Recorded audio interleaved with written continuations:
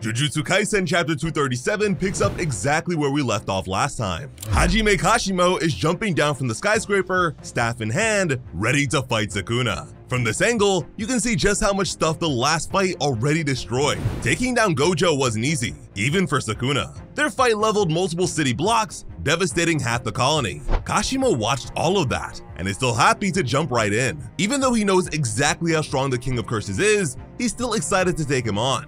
It's easy to stay angry at Kashimo. After what he did to Panda and his siblings, he might be unforgivable, but you can't deny the guy's got courage. But before the fight starts, Kashimo looks up. There's something in the sky above him. He hasn't even managed to make it to Sukuna, and this fight already has a major surprise to deal with. Higher than Kashimo, about 203 meters above ground level, someone has summoned a massive block of ice. It's falling down towards the arena like a shiny meteor, ready to crush Kashimo before he can even land a blow on Sukuna. And on top of the ice stands the sorcerer who made it, Itehoshi Uraume, Sukuna's eternally faithful assistant. They're looking down at Kashimo like he's just a speck of dust, vermin, unworthy of their master's attention.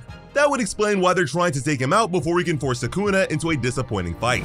Sukuna made it clear that after having so much fun going all out against Gojo, he doesn't want to face someone weak. No wonder Uraume, already eager to try and show devotion to their master, decided to gatekeep the battle against a minor pest. But still, with this, one of Jujutsu Kaisen's greatest mysteries has finally been solved.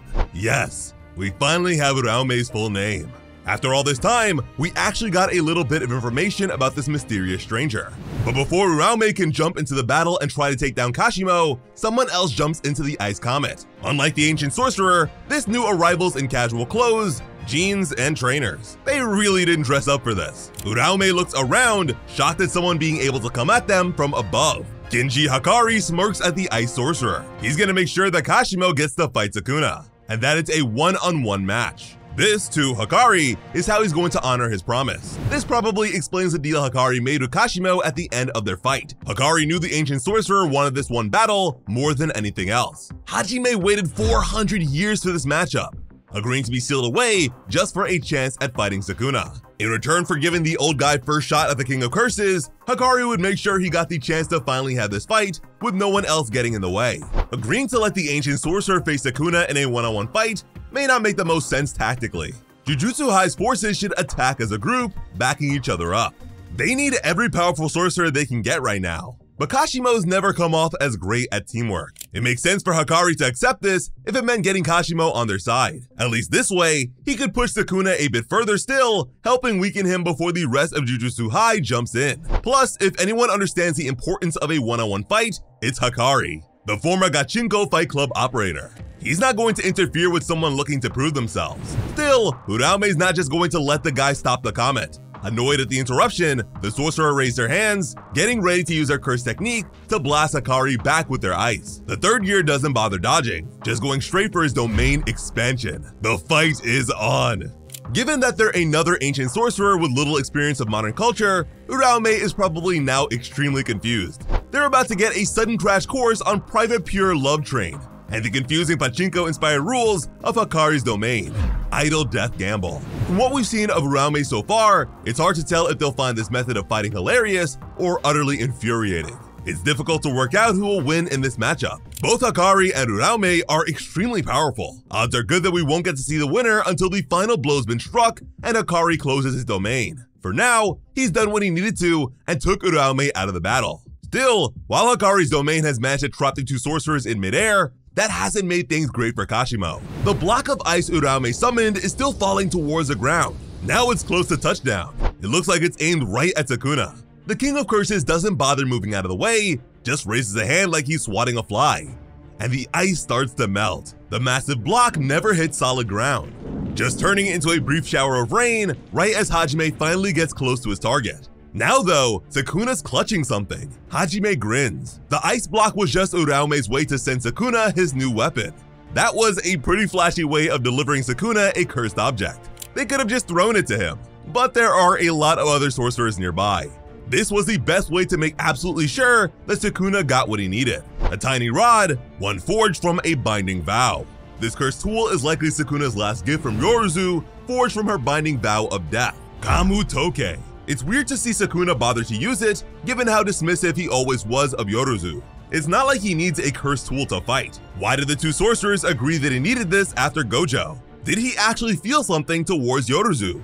Sukuna raises the cursed tool high, letting the energy flare to life. At a glance, this thing doesn't seem like a weapon. One flex of Kamutoke though, and Sukuna manages to call down a whole group of thunderbolts right at Hajime. Sukuna laughs. It's like the good old days of thousands of years ago where everyone feared him. He's feeling like a god again, smiting the pitiful mortal that dared to stand up to him. The smoke clears, seemingly about to reveal Hajime's broken body. But once it's gone, Sukuna blinks. This time, even he's shocked at what happened. That massive lightning strike didn't do anything to Kashimo. The old warrior is just sitting there like nothing happened. Those of us who remember the Thunder God's fight in the Culling game should not be surprised by this. Kashimo's cursed energy is similar to electricity, making his body constantly electrified when using Jujutsu. It makes sense that throwing more electricity at him would not be enough to really hurt him. If anything, it could just power him up. Plus, notice how Kashimo's got his staff placed against the ground. It's not just to try and strike a cool pose. Hajime's Nyoi staff conducts electricity. He usually uses this offensively, using strikes from the staff to set up for big attacks. This time though, it worked pretty well as a defense. Planting his staff against the earth would allow him to ground Sukuna's attack. The lightning would just flow through the staff towards the earth and away. Rather than go on the attack though, Hajime just gives Sukuna this big, wide-eyed, intense look. He wants to talk to the King of Curses before their fight starts. This was never just about the thrill of fighting a strong person. He's got a question for Sukuna. It's pretty simple. Did Sukuna become the strongest fighter around through effort and training, or was he born like that?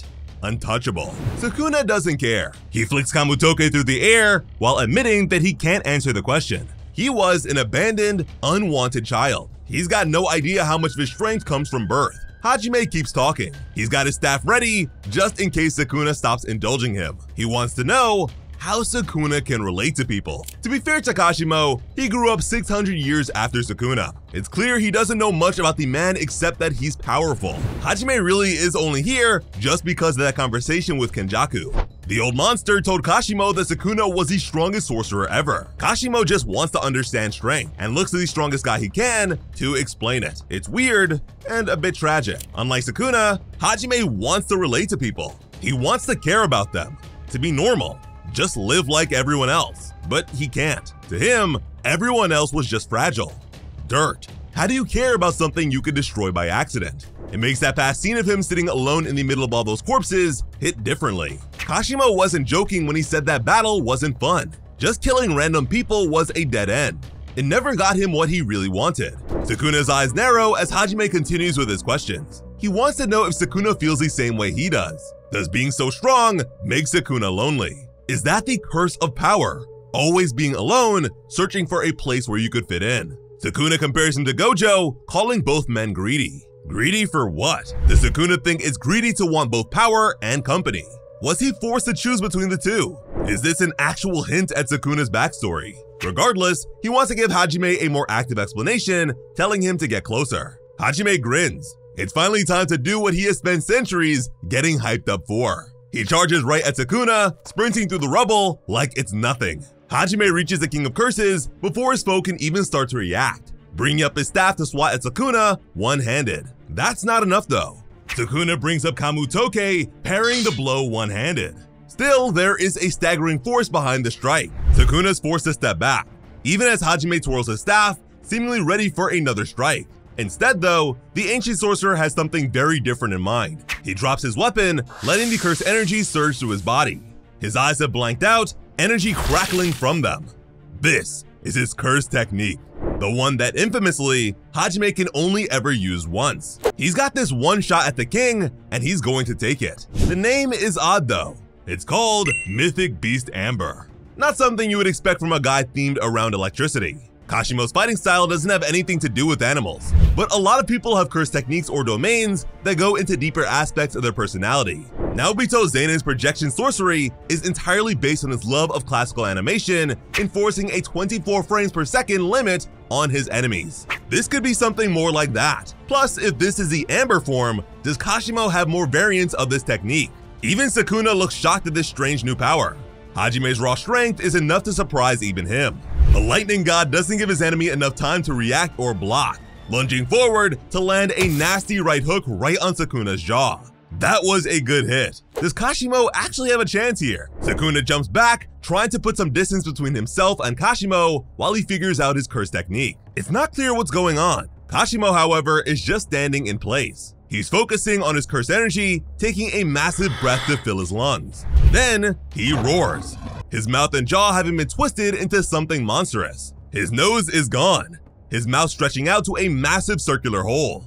Energy flows from it, making it look like he's wearing some strange mask. Kashimo yells, and the sheer force of his shout creates a blast. It hits Sukuna head on, kicking up a cloud of rubble around him. The dust fades away, with the two still having a few feet between them. Sukuna isn't obviously hurt, and manages to get out a snarky comment about how loud that was. Still, he's grinning. This is enough to be a challenge, even for the King of Curses. Kashimo can use this technique to turn into anything that can be created by electricity. That makes Mythic Beast an amazingly versatile technique. Even before we get into modern technology and all the things we've seen it use electricity for, just think. Kashimo can replicate everything a storm can make. He can turn his body into fire, smoke, sound, or light. All these things are potentially devastating in a fight and very hard to damage. Even fire isn't easy to cut. Sukuna wasn't expecting this. Kashimo reaches out to him with an elemental hand twisted into a claw. He tightens it into a punch. Sukuna only managing to get away from the strength that carves a massive hole in the ground. And Kashimo's shout has been charging up this entire time. Sukuna braces, ready for the next blast. But that's what Kashimo's banking on. He goes for a punch instead, knocking Sukuna off balance. That's when he goes for the next blast, driving the ancient sorcerer into the ground. This curse technique is extremely powerful. Kashimo's electrical cursed energy floods his brain, enhancing his agility. He's moving at the speed of thought. The sound waves of his blast synchronize with a target material, making them even more devastating as they rip it apart. Everything that comes through his body should get vaporized by the sheer power. This technique put Kashimo beyond anything that should be considered close to reasonable human level. But there is a price tag. Kashimo wasn't kidding about only being able to do this once. After he's done, his body will be destroyed by his curse technique. He's turned his own muscle, skin, and bone into his attack now. Even if Kashimo wins this fight, he's not going to walk away. But before the Phantom Beast can land another blow, a bolt of lightning rises from Sukuna's seemingly broken body. A second later, that whole area is engulfed in light, kicking up a few more shards of debris. Hajime keeps some distance, waiting for what happens next. Then, he sees it. His eyes go wide with shock. Sukuna had a way of reviving his body, healing himself without using reverse curse technique. He hadn't engaged it throughout his battle with Gojo. All that time, he had intentionally kept it shut off. But now, he's facing another tough foe.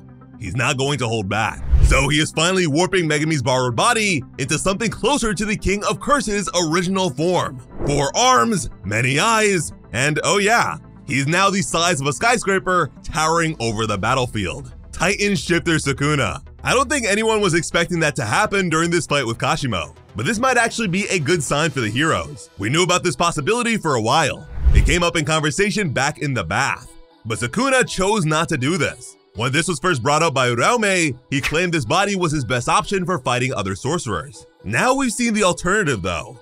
Why? Why did Sukuna choose not to be a giant 4-armed warrior when he wanted to fight people? Well, looking like Megumi has some advantages. It lets him try to manipulate other people. That's the whole reason he was able to take down Hana. This little bit of trickery saves Sukuna from what's probably the most dangerous situation he's ever been in, getting exorcised by Jacob's ladder. But that's the only time Sukuna's ever tried to hide himself since he took Megumi's body. He thought there was some other advantage to this smaller human look, but he doesn't get to keep it. Sukuna's been forced to transform his preferred body into his original one. He needed the healing, needed his true form if he's going to fight Kashimo. This could be a good thing. It's a sign that Sukuna is being pushed hard enough. He's been forced into something that he didn't want to do. We just don't know what the consequences for this look like. After warping his body through incarnation, Sukuna may not be able to use Megumi's 10 Shadows technique anymore. Curse techniques are based around brain structure. Sukuna already damaged his own brain during his fight with Gojo. Changing his body could be enough to make it no longer usable. That would at least make Sukuna less of a threat. He'd be forced to rely less on his new spirit friends and more on Malevolent Shrine and his raw power. Still a devastating foe, but far less versatile than when he was fighting Gojo. But right now, this transformation just makes Sukuna a much bigger physical challenge than ever before. Plus, it's not the end. This giant body is just Sukuna beginning to assume his true form. He's probably going to keep shifting before we reach the final fight. If this move does take away 10 shadows, you can bet it will unlock some of Sukuna's original curse techniques. This fight is still a very long way from over. We're also working on more JJK content to hold you guys over between chapters, so keep an eye out for more of that. As always, I'm Sliceable Otaku. Thank you all so much for watching and have an awesome day. I love you.